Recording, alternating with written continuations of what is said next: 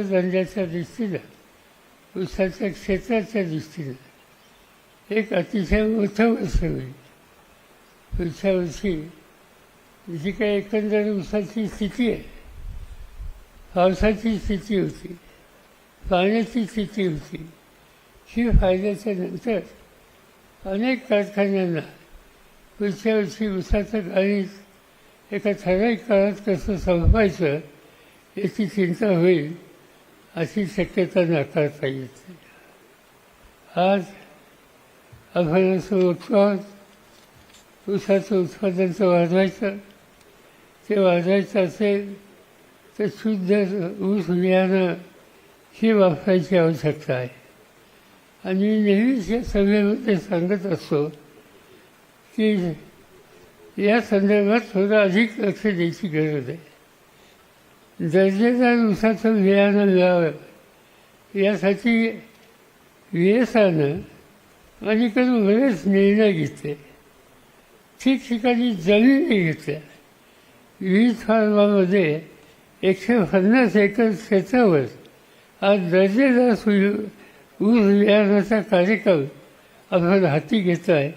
आणि राज्यातील आणि राज्याबाहेरच्या साखर कारखान्यांना लेणं पुरवठा आपण करतो. साखर कारखान्यांनी जास्तीत जास्त बदल लेण्यामध्ये करून VSIचा हा लेण्याचा उपयोग हा त्यांनी करून घेण्याची गरज आहे. संस्थेनं उत्तम दर्जेदार बियाणं तसेच संस्थेमार्फत देण्यात येणाऱ्या विविध कृषी सेवा मराठवाडा विभागातील साखर कारखाना आणि शेतकऱ्यांना उपलब्ध करून देण्यासाठी जालना जिल्ह्यामध्ये अल्हार तालुक्यामध्ये पाथरवाडा येथे आपण 126 एकर ही जमीन खरेदी केली.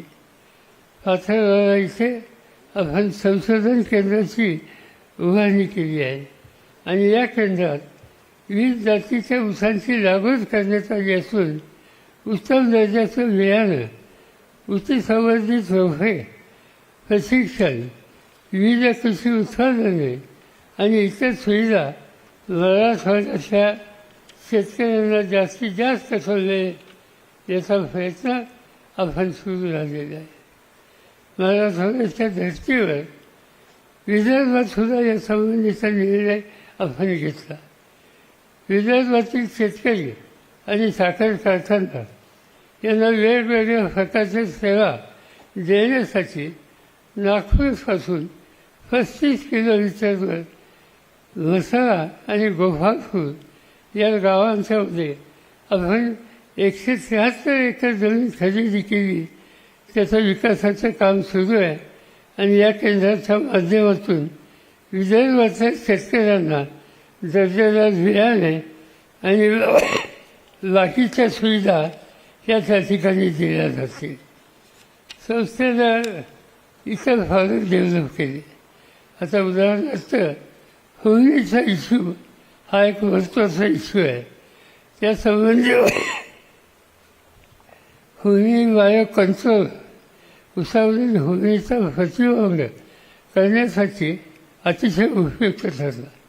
याबरोबर भाभा आणि संशोधन संस्थेच्या सहकार्यानं आपण वसन ऊर्जा हे संजीव अतिशय प्रभावी रीतीनं आपण तयार केलं. त्याचा वापर हा जास्तीत जास्त केला पाहिजे याबद्दलचा आग्रह हा माझ्यासारखाच आहे. दिवसेंदिवस ऊस तोडणी हा एक प्रश्न अतिशय महत्त्वाचा आहे आणि त्याचा उल्लेख आत्ताच राज्याच्या उपमुख्यमंत्र्यांनी केला. संस्थेमार्फत VSI 18121 ही नवीन दात 2024मध्ये राज्याकरता प्रचलित केली. ही दात 8632 या प्रचलित ऊस जातीपासून निर्माण केली असून ऊस आणि साखर उत्पादन याच्यामध्ये 86.32 पेक्षा ही अधिक सरस आहे. ही दात न जोडणारी आहे आणि यांत्रिकरणाला त्याचा अतिशय मदत होते. केंद्र सरकारने पेट्रोलमध्ये इथेनॉल मिश्रणाचा एक अत्यंत महत्त्वाचा कार्यक्रम हातामध्ये घेतलेला आहे आणि माझी खात्री आहे याचा उपयोग हा अवसर सगळ्यांना अधिक झाल्याशिवाय राहणार नाही. भारत सरकारने 15 ऑगस्टच्या भाषणामध्ये प्रधानमंत्र्यांनी हायड्रोजन उत्पादनाचं जागतिक केंद्र भारत बनावं अशी एक घोषणा केली आणि त्यासाठी राष्ट्रीय हायड्रोजन मिशन याची घोषणा त्यांनी केली. सध्या देशात खतं आणि रिफायनरी यासाठी सुमारे 10 दशलक्ष टन हायड्रोजन वापरला जातो. भारत सरकारने 80% ग्रीन हायड्रोजनच्या उत्पादनाचं लक्ष ठेवलं आहे. गॅसिफिकेशन तंत्रज्ञानाचा वापर करून वगॅसपासून ग्रीन हायड्रोजन हा तयार केला जातो. साखर उद्योगामध्ये कॅप्सूल वापरल्यानंतर अतिरिक्त वीज ग्रीनला विकली जाते. दिवसेंदिवस विजेचे दर कमी होतात. साखर उद्योग विजेच्या सहाय्यानं काही नवीन याच्यात बदल करून काही व्यवहारी निर्णय आपण घेऊ शकतो का याचा विचार हा नक्की करावा लागेल. 2008 आणि 2009 केंद्रीय प्रदूषण नियंत्रण मंडळ नवी दिल्ली आणि VSI हे दोघे एकत्र काम करतात. VSIला साखर आणि डिस्टिलरी उद्योगाचा चार्टर तयार करण्याची भूमिका ही सुचवलेली आहे.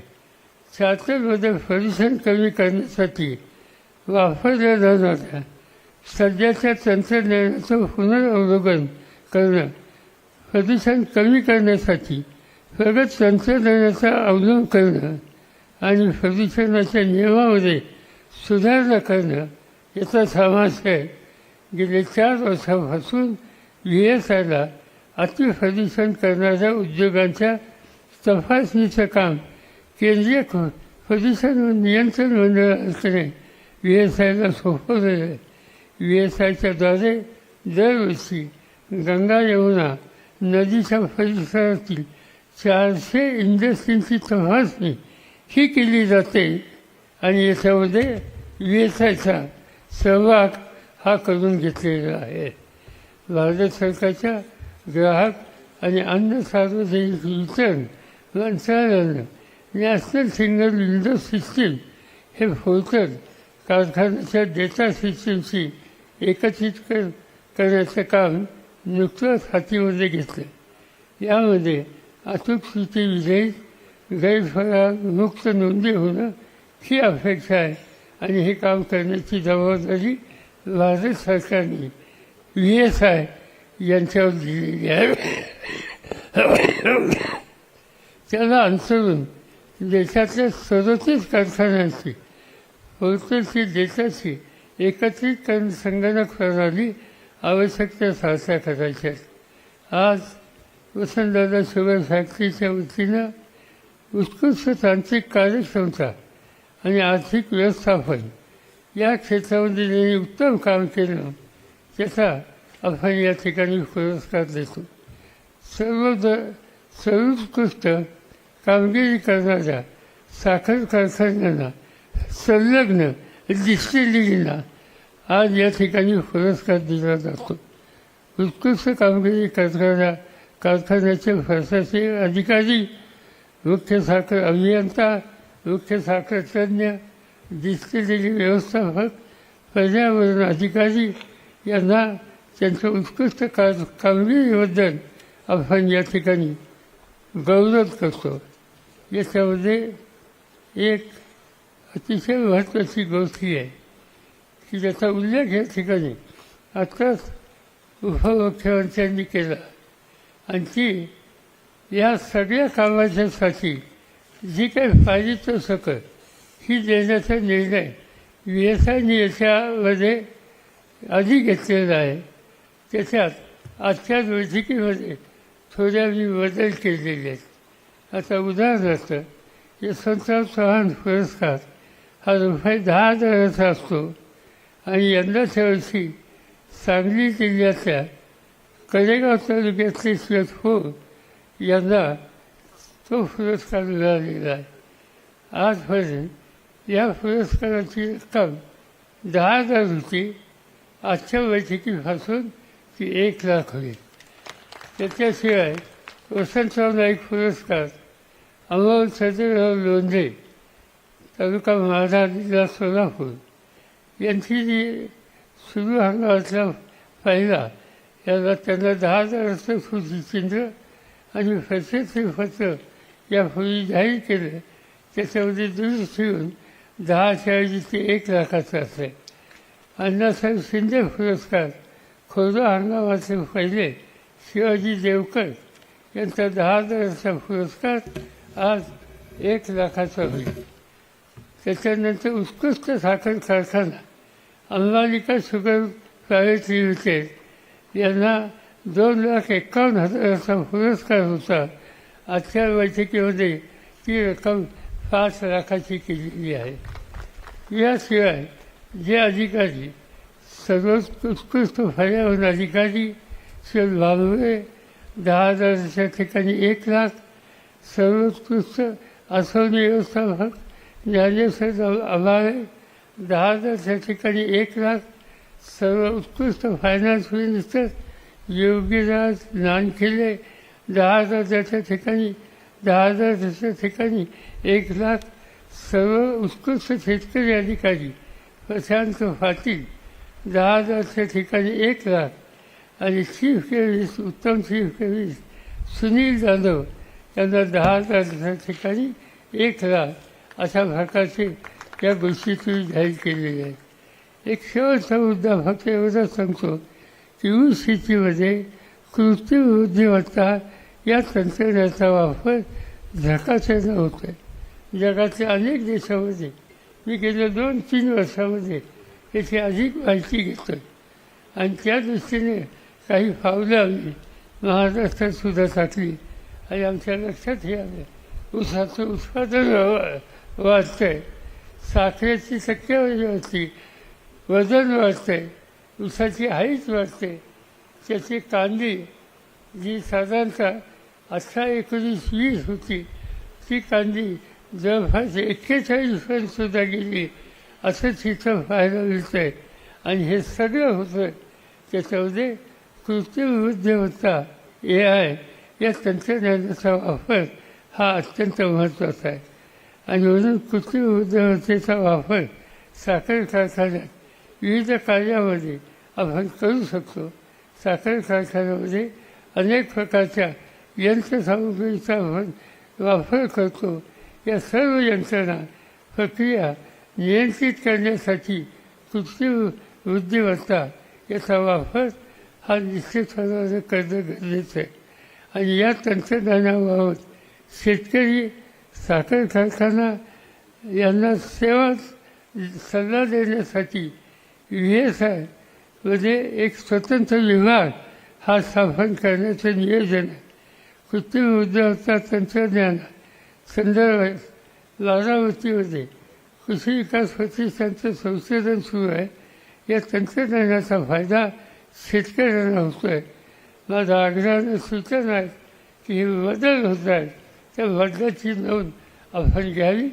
त्याचे प्रयत्न आपल्या क्षेत्रावर करावे, शेतकऱ्यांना जागरूक करावे आणि हे बदल सीमित आपल्यापुरते न राहता प्रत्येकाच्या शिवारात कसे दिसतील याची खबरदारी घ्यावी एवढीच अपेक्षा आजच्या या कार्यक्रमाच्या निमित्तानं मी या ठिकाणी करतो आणि माझे 2 शब्द संपवतो.